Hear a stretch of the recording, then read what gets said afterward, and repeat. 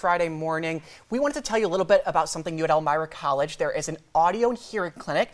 I am joined by Caitlin and Joanna. Tell me about what's going on there, guys. I'll let either you take the lead.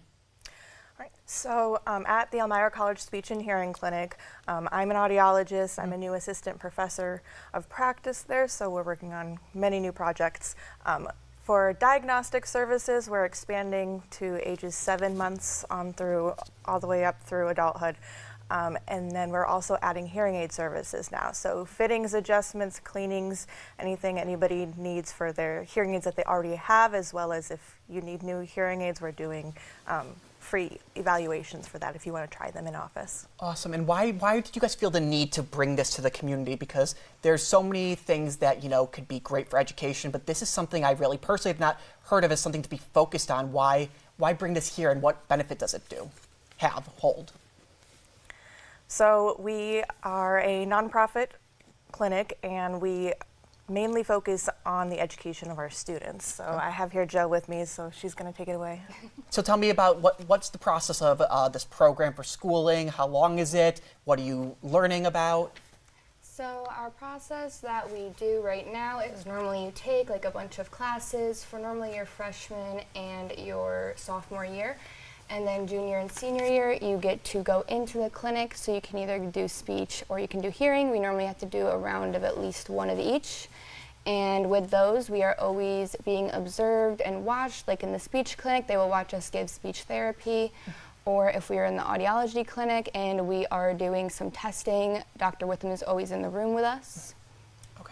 And so you were mentioning those benefits, which is cool because you get those hands-on experience, which is definitely so much fun, and probably really teaches you in the moment, not just having to leave college and do it. Tell me about how those services that you're learning will apply to you in the real world. Are you learning real-world stuff, like cleaning the hearing aids and etc., doing the speech therapy?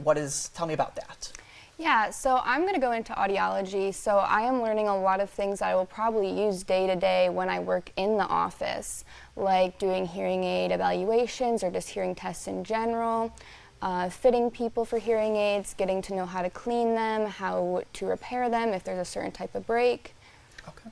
And so let's talk about what's next for you guys. You guys have added stuff like vertigo testing and auditory processing. Tell me why you guys added that, because it's great to expand a program like this, but why those two specifically? So these are lesser known conditions. So for vertigo, we have more limited testing, but the most common reason for vertigo or spinning sensation is BPPV. So when you turn your head, the room spins for about 2 minutes, maybe less. Okay. We can do tests to figure out which ear is going on, which canal within the ear, and then which positional maneuvers, because there's a lot of maneuvers that you can do to overcome that condition. So you don't have to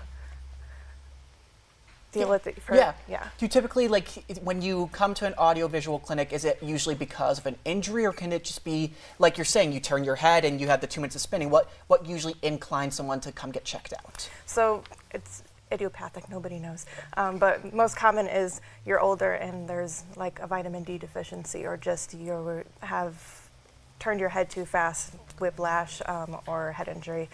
So those are the kind of things that we deal with vertigo.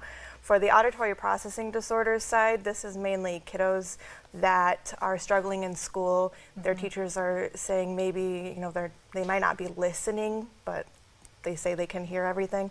One thing to check is, how is the brain dealing with the sounds that the ear is hearing?